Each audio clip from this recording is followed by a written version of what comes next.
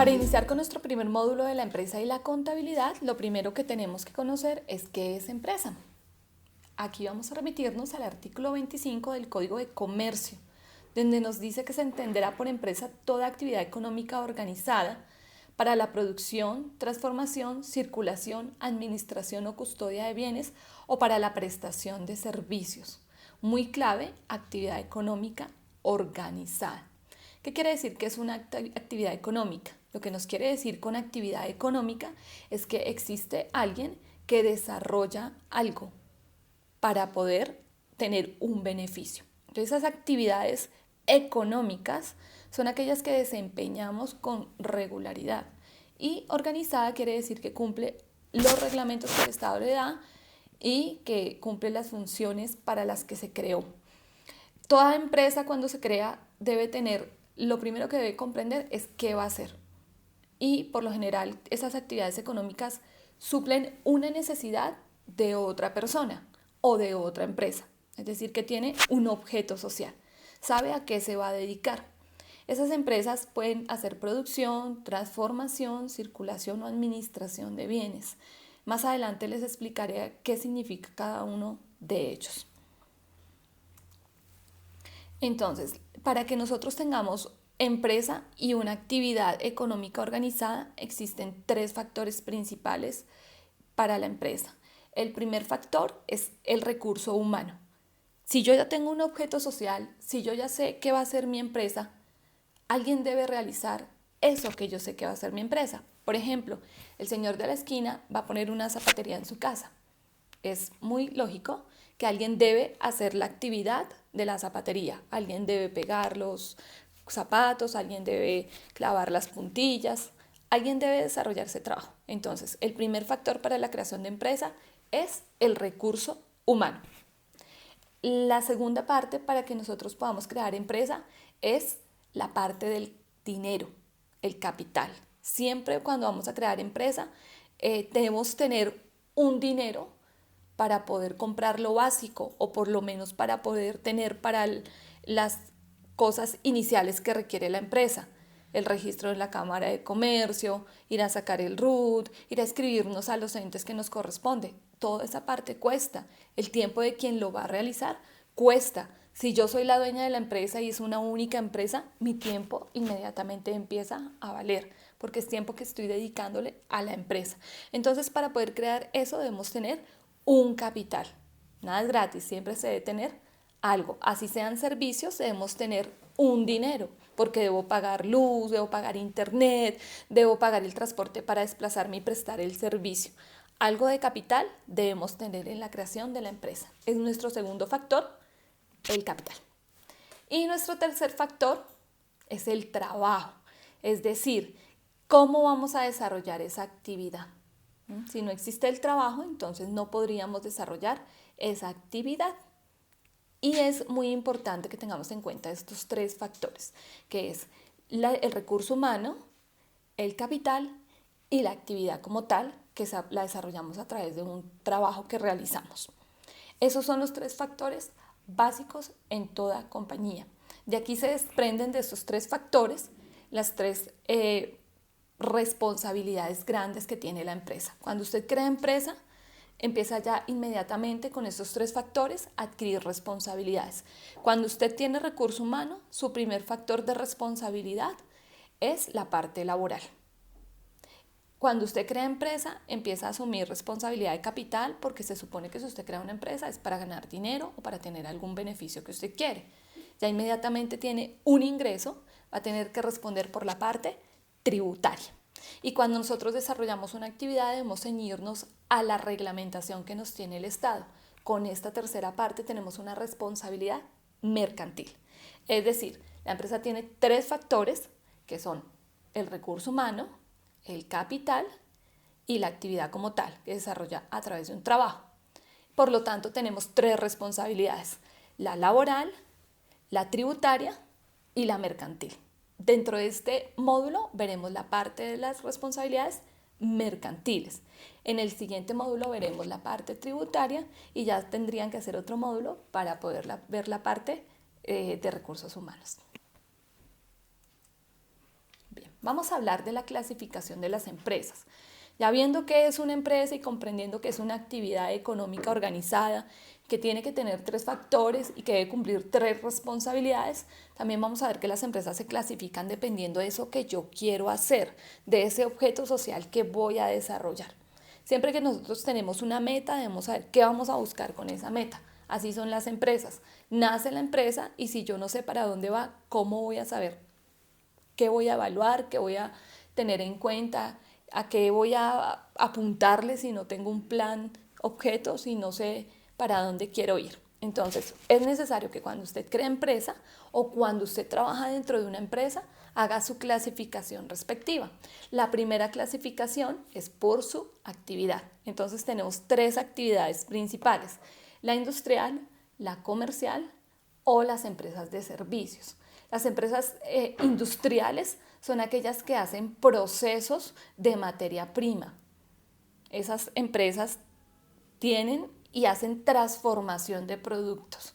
Las comerciales, como su nombre lo indica, simplemente se dedican a comercializar, es decir, a vender o a intercambiar. Y las empresas de servicios son aquellas que prestan su servicio, es un intangible, porque es la prestación directa del personal o de un servicio que supla de esa necesidad que las personas tienen. Entonces ustedes van a hacer un pequeño ejemplo o un pequeño ejercicio en su casa. Van a colocar en sus agendas un ejemplo de una empresa industrial, un ejemplo de una empresa comercial y un ejemplo de una empresa de servicios. Pueden ponerle pause y lo van a desarrollar. Ahora, miremos un ejemplo de una empresa industrial. Chocolate Sol, Chocolate Corona. Ellos compran el cacao directo y lo procesan y hacen esas pastillitas de chocolate, el chocolate en polvo.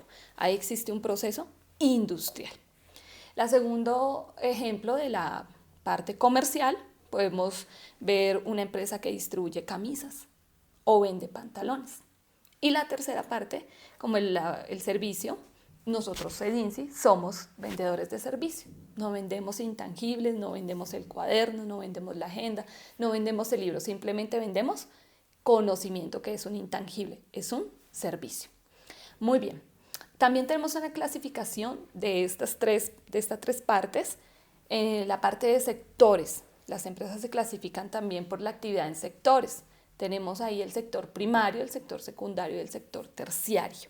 Nuestro sector primario, como su nombre lo dice, son aquellas que se dedican a explotar la parte básica de los componentes del agro, de la silvicultura, de la pesca, de la ganadería. Es decir, esa materia prima es con lo que la gente va a desarrollar una parte industrial.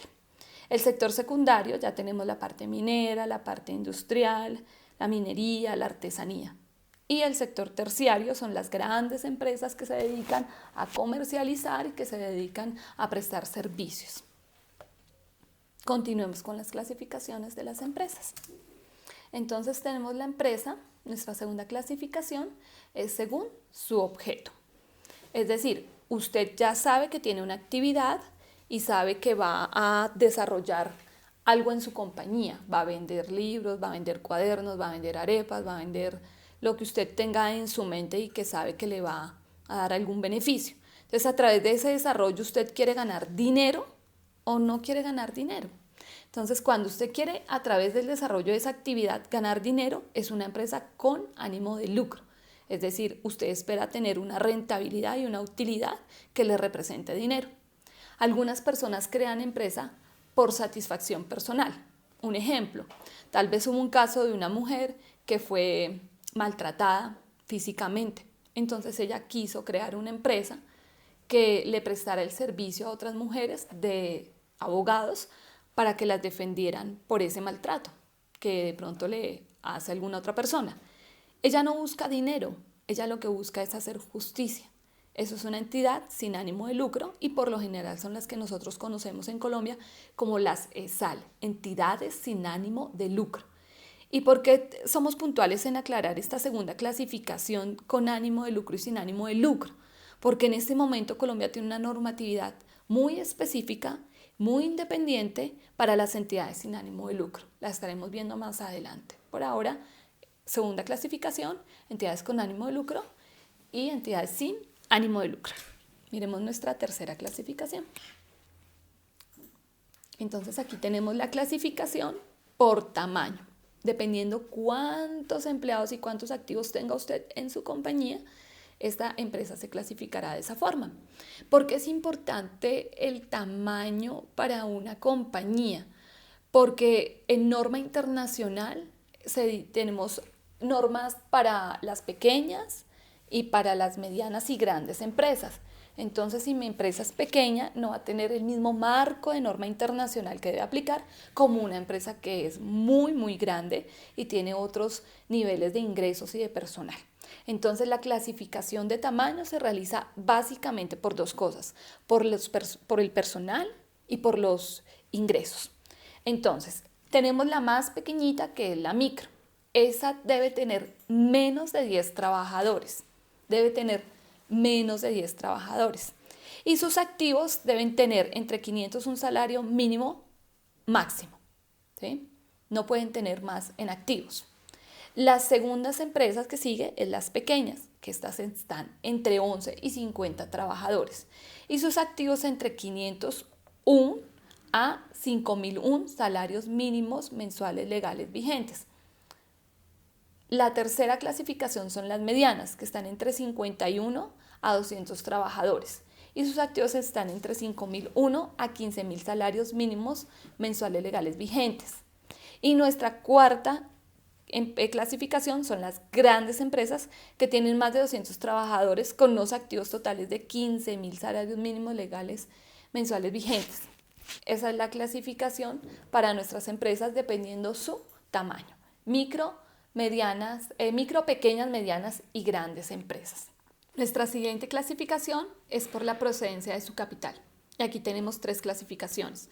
Pueden ser empresas privadas o públicas o mixtas. En la primera clasificación, las empresas son privadas porque el aporte que se hace para la creación de la empresa es privado, es de los mismos socios. No tiene ninguna relación con algún ente del Estado. En la segunda clasificación, que son las públicas, es porque son empresas que el Estado sustenta. Entonces, tenemos, por ejemplo, las empresas de las supersociedades, las cámaras de comercio, todas son empresas que son públicas. La misma recolección de impuestos de nosotros sostiene esas empresas y los servicios que tal vez ellas prestan y cobran las sostienen. Por ejemplo, en la Cámara de Comercio te cobran la afiliación, la creación de la empresa, algunas actas las cobran, el cambio del nombre, el cambio de la dirección, tienen un costo. Entonces viven de ese dinero, pero ese dinero en realidad es público, porque todos nosotros lo damos a través de los impuestos o por el cambio de los servicios que ellos nos prestan. Y la tercera clasificación son las empresas mixtas. Ellas quiere decir que juntos, o sea, empresas privadas y empresas públicas, aportan para el desarrollo de una compañía. Un ejemplo de ellas es una empresa como Telecom. Parte de ellos es del Estado y otra parte es de Telefónica Móvil, que es una empresa española que compró hace mucho tiempo Telecom. Ahora es Movistar Colombia, pero es fusionada con el Estado y aún sigue siendo mixta, sigue siendo una pequeña parte del Estado y otra de los accionistas españoles. Nuestra siguiente clasificación es por el número de propietarios o su forma jurídica. Aquí tenemos que puede ser una empresa individual, una empresa colectiva o una empresa societaria. Entonces, la empresa individual es cuando es un único dueño. ¿Una única persona puede crear una empresa? Claro que sí. Una única persona puede crear una empresa o trabajar de manera independiente como comerciante. Claro que sí lo puede hacer. Una empresa colectiva es porque es un gremio que se asocia y desarrolla una empresa. Y una empresa societaria es porque somos varias personas que nos asociamos, nos reunimos y creamos un mismo ente. Entonces ya depende del tipo de personas con las que usted se asocia y también depende cuántas personas y qué objetivo tiene para asociarse, para clasificarla en individual, colectiva o societaria.